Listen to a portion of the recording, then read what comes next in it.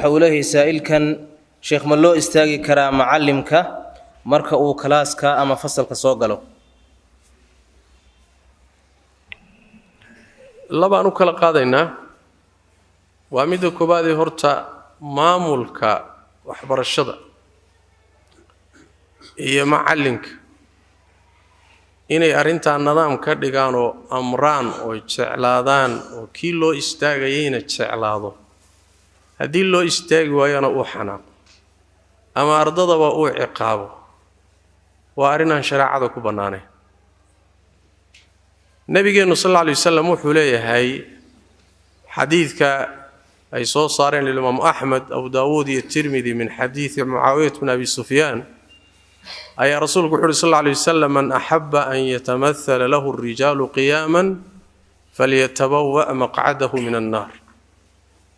ruuxi jecel ama jeclaada in raggu isu taagaan oo loo istaago ruuxii jecel naarta boosku ka gali lahaa hadiyaarsado nabi sallallahu alayhi wasallam yaani haw diyaar garoobo meeshuu naarta ka gali lahaa marka adiga inaad jeclaato in lagu istaago dadku ku is istaagaan ama macallin ahaw ama madax ahaw ama sheekh ahaw in lagu istaagaba hadaad jeclaato waa ithmi iyo dambi weyn ma la ogola waa qodob sidaas daraadeed baa saxaabadii nabigeenu sallallahu alayhi wasallam ayagoo rasuulkeena aad u jeclaa mayna u istaagi jir macallinkii ugu weynaa isagu ah Imam Ahmad iyo Tirmidhi waxay soo saareen bi isnaadin sahih Anas ibn Malik waxay ka warinayaan wuxuu leeyahay lam yakun shakhsun ahabba ilayhim saxaabadu ka wada min rasuulillaah sallallahu alayhi wasallam saxaabadii nabiga cid ka jeclayd ma jiro nabi Muhammad sallallahu alayhi wasallam عند النبي محمد وجه الخلق صحابتي سيحايا هذا وكانوا لا يقومون له إذا دخل عليهم ما ينو يستاجي جري مركو صقله لما يعلمون من كراهيته لذلك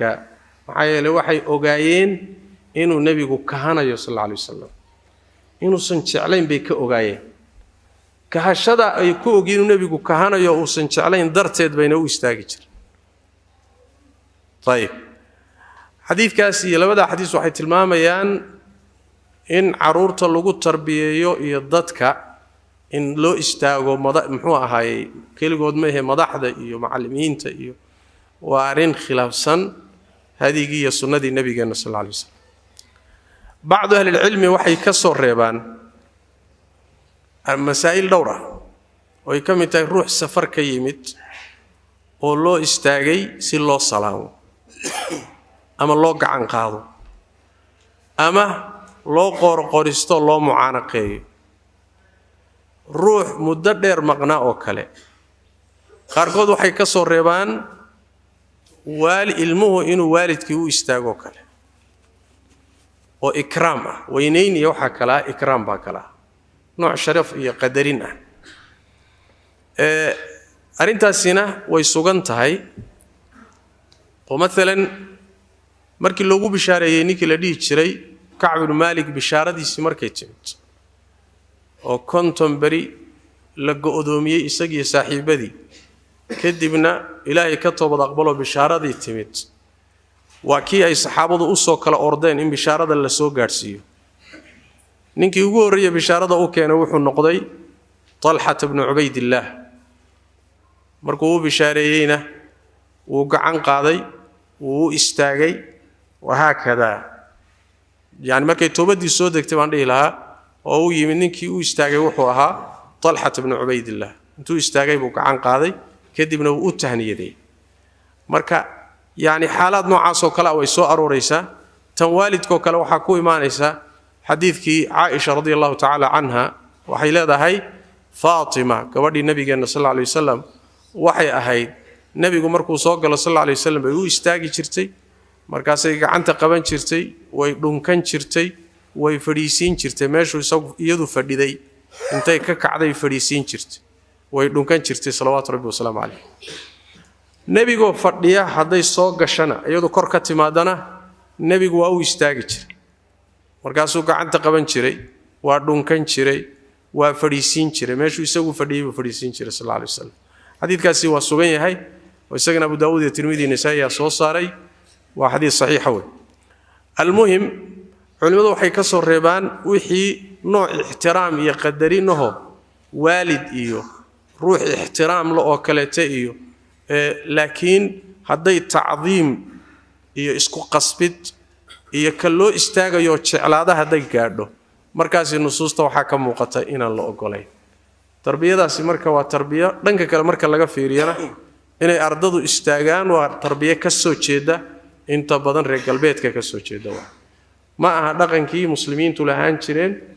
in mashaayikhda loo istaago markay darsigu bilaabanayo loo kaco markay soo galaan loo istaago ma jirin macallimiinta looma istaagi jirin laakiin waa dhaqan inaga yimid gaaladaas inaga yimid wallahu a'lam وسائلكن له السلام عليكم شيخ محمد gabadha miyay wacdin kartaa ragga ama ma uu noqon kartaa sheekhad wasalada hore intaan ka bixin al-imam nawawi alayhi rahmatullah wuxuu ku soo guurinayaa rawdatu talibka wuxuu leeyahay alul ilmiga qaar baa jeclaystay عدي أما علمي أما الصلاح أما والد ولدكي سوي استاغيا أو بر إيه إكرام إيه وينين إيه استوستوس إيه حوغا أين كوتشرينا الإمام النووي جمهور السلف والخلف بكسو قورنا لكن وحوليه هاي روح أساق السوق ليه فيحرم عليه أن يحب القيام أساق كان ربائن لو استاغو أصلهان أساقو إنو جعلاده أما دادك أمرو أما كشقيو حرام بيكا تاهو سلد وحوي أساقو كشقينين أين وينين أهين احترام أهان هدو مدن يهي أما والد يهي أما روح شرف لأو يهي ما لو استاقي كرا دودو هالكاسي جوكتا أما هدين نقطة أنا ربي هالي استاقي هديك الأرض وعقابة يا أما محو أهي تاسوا مداسوا يدا حديث كان نسكوا نعم سؤال كلا دانو نمان الجواب تيدا قبل الشيخ خدم النقون كرتا والرجع حنبري كرتا جوابت وحويان أصل كها ويبنانتها أصلهان لأن الصحابيات كي النبي صلى الله عليه وسلم دين تكبرتي دين تمركي فافينا يان ودتك قارسينا يان رجع دمر بوي كقادن شيء زوجاتك النبي حاسسكي علمي أي نبي كربين دمر كليه كما قادنين رجع دمر بوي كقادن شيء لكن من وراء حجاب هذه شروط يدل هلو دب ملاين أي دمركو أي رجع دين تبرانو دمركو هذا دين تكون دمان رجع إن لقى أخرستو يدت رجع بران واحد وملها أصلها ويبنانتها لكن وإن لهلا شروط ضوابط بعلماء أردقان وحكم إذا إن حاجة مادو كينيسة وإن حجاب جراء وراء حجاب أي مركز درسي كسيسو إن الصوت كذا أين خضوع فلا تخضعن بالقول هذا الدبع سن وأرضض وقلبي قوض صامينها يوميلك لأولي حيني وإنينا ماشا إيماني وإنينا لبكي لبضوض عدليسانين أرضي يا شيخ الديس وإنينا ميلكو عدليسانين وإن خلوة إيمانين وإن فتنة آمن لغيه سلاداسي انتا هدي لهلو لا مانع وحين كوصل يسنتها مسألة اللي هذا الصوت كالضمركو مع عورة مس عورة ما سيد الراجح الجمهور تقبلنا صوت كالضمر كوني أها كلي أهانتيسة أو أن حردد يقرقرحين يخضوع كوتشرين كليجي عورة ما ساسا صح وأنا سيد الجمهور تقبل هذه مركز ضوابط ده لهلو دمله وقتي النبي قداشي بصل عليه وقتي يسيبه صحابيات كل رجع وحبي كبر وحبي بري تشيرانو شيوخ ضد كمنا حتى حلقي التابعين حتى قدال ضمبه دمر بدن باتشرو رجع علماء وها وحكبرن جيرين marka daabida in la helo baa muhiim wallahu a'lam waxa ay gabadhani leedahay gabadhani waa min yar weey waxay leedahay assalaamu alaykum ninkayga xaas kale ayuu leeyahay kadibna yani min weyntiiba maseeraysa kadibna way maseertay aniga ayuu ifuray waa isoo celiyey si uu naagtiisa ugu qanciyo inuu ifuray waxaan kala joognaa laba wadan aniga iyo xaaska kale arrintaasi wax dhib ma ku jiraa macnaa in la qariyo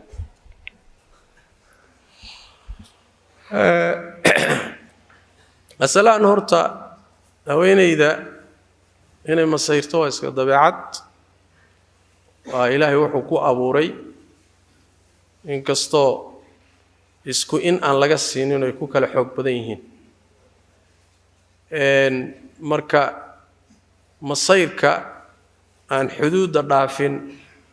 oo aan xadda gudbin oo waalanin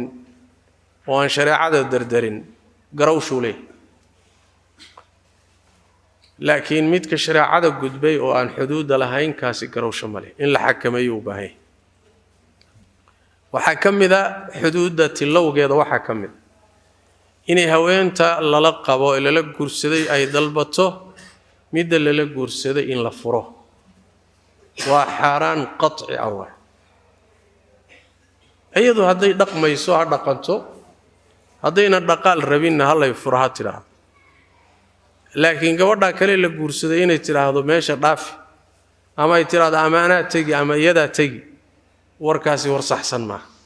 nabigeennu sal alla alay wasalam wuxuu yidhi xadiidka abu hurayra walaa tas'al ilmar'atu talaaqa ukhtiha litakfa'a maa fii inaa'iha haweenaydu yaysan dangaladeeda lala qabo furitaankeeda yayna dalbanin si ay weelkeeda waxa ku jira u gedisato maxaa laga wadaa waa hadal macno weyn ku fadhiya wax badan oo ay haysatay say iyada ugu soo wareegaan furitaankeeda yaynan dalbanin xadiidka bukhaari iyo keyrkii baa soo saaray arrintaasi marka waa arrin dembi ah gabdhaha masayreen waxaa loo baahan yahay inayna arrintaa iyada ah aynan lafgelin oo iska ilaaliyaan shareecada inaynan muxuuha ay ku xadgudbin ninka arrinkaa laga dalbanayana inuu haweenaydiisa ku raaco iyaduna waa xaaraan lianna waxa weeye waa taacatun fii macsiya nebiguna wuxuu uhi sal alla alay wasalam inama taacatu fi lmacruuf waxa dadka lagu ateeco lagaga amar qaato waa wixii taaca ah adigaa oday ah adaaga tanna qabay tanna guursaday haddii markii horeba aada isla maamuli karinna inaad bannaankaaga joogtay ah soo saas ma haddad raganimadeedii lahayn fain khiftum anlaa tacdiluu fawaaxidata adoo saaxibu waaxida ah baad waxoogaa tilaabo qaaday oo loo baahnayn markaadir haddaadan isla maamuli karayn gabdhaha islaamka hallu goylina midaada isaga ekow haddaad u aragtay inaad maamuli karayso haddaad tilaabo qaado adiga haddaad culayskii wadi weydo oo ama dhaqaale la'aan ama duruuf kaleeto aad u aragto inaad isfududayso sharcan waa masale kale laakiin islaam baa i bareeshar garaysay oo fur baa la yidhiyo waa laygu masayray kadibna waan ka yeelay oo maxaad gabadha u lugoynaysa marka horeba waa masale khalada waa wadaadka iyo ninka warka halkaa marayna asagana waxbaa ka khaldan ma saxsana masalada xigtaayi waxay tahay hadduu yaro xeeladaysto oo yaro farsamaysto oo intuu furo soo celiyo soo celinteedana uu qarsado see waxay yihiin hadda waa nin tabar darana dhib ma leh ha iska farsamaysto nin tabar waayey soo inuu qaab wuxuu xalliyo maaha kaasoo kale waxaa iska qarqarsado dhib ma leh insha allah wallahu aclam asalaamu calaykum ma lagu tukan karaa saf uu tiir kala gooyey masaladaasi way soo noqnoqotay waxaan u markii saddexaad inay tahay waan ka hadalnay markay ugu yar tahay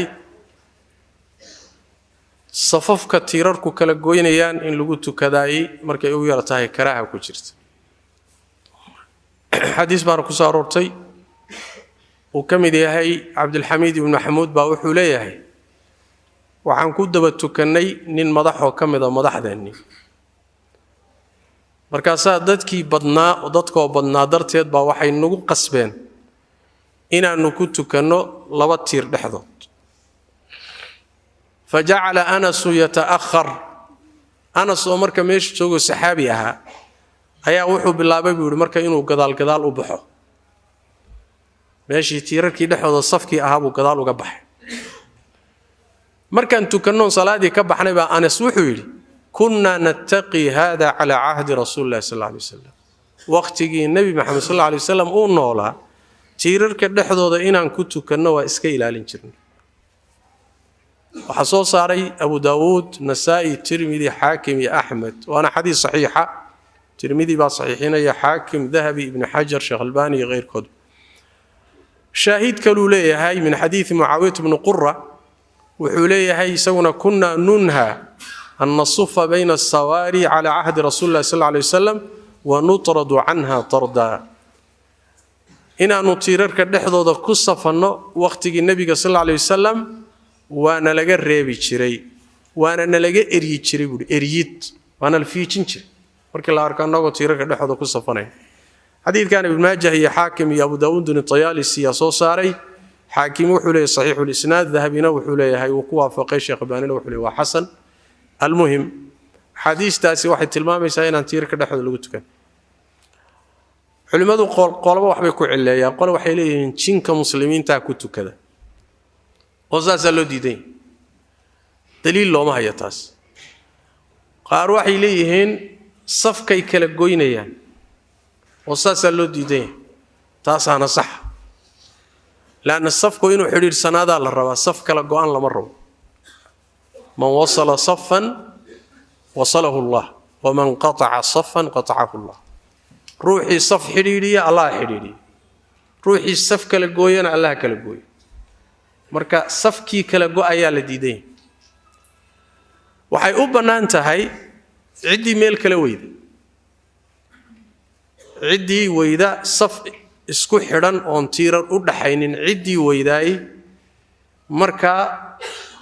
kaa tiirarku u dhaxeeyuu ku tukanayaa jamaacadu beddelkay dhaafi lahayd meeshaasuu ku salaadaya oo salaaddii jamaacada kaga xidhanaya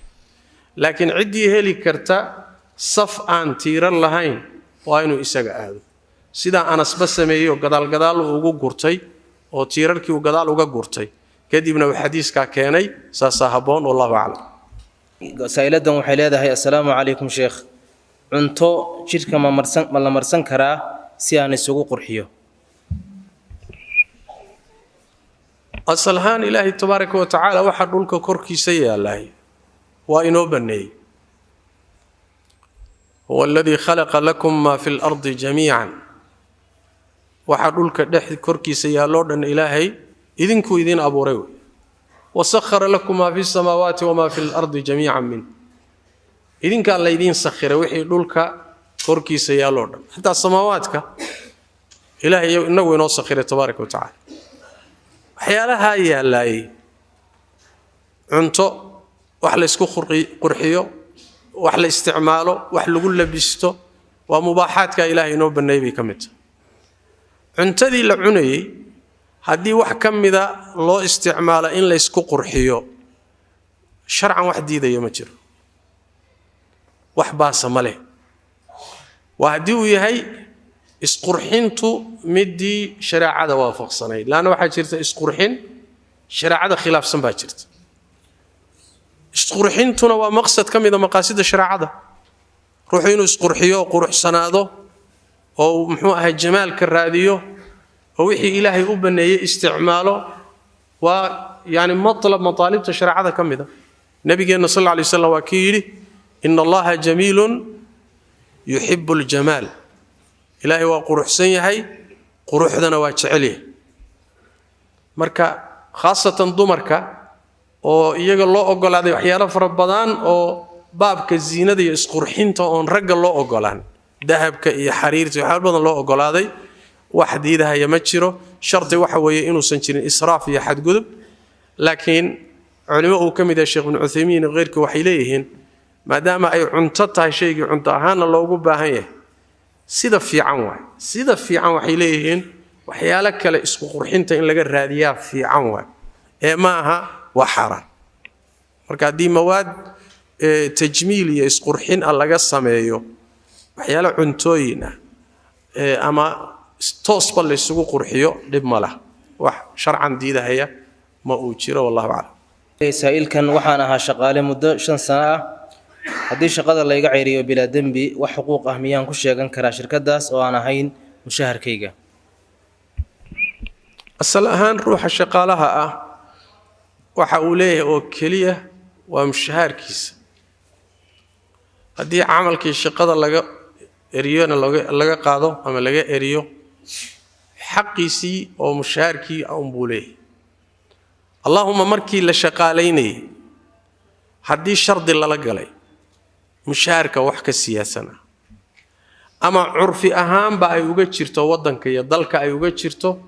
shaqaaluhu inay leeyihiin xuquuq marka shaqada laga saarayo ama shaqada ay ka tagayaan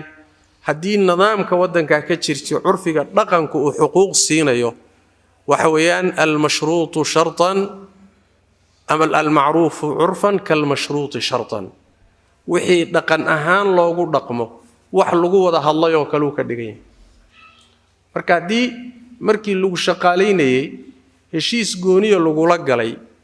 oo mushaharkaaga ka siyaasanna wixii lagu la galay baad leedahay المسلمون على شروطهم الحقوق عند يعني هاي مقاطع الحقوق عند الشروط هذا الكي عمر بن الخطاب رضي الله تعالى عنه وارضاه marka waxa lagu heshiiyo haduu jiro waa leedahay wax nidaamkii curfiga iyo dhaqanka wadanka ka jira uu ku siinayo haduu jiro waa leedahay labada midna haduusan jirin mushaharkaagi wax ka badan mali shaqo kala raadso wallahu a'lam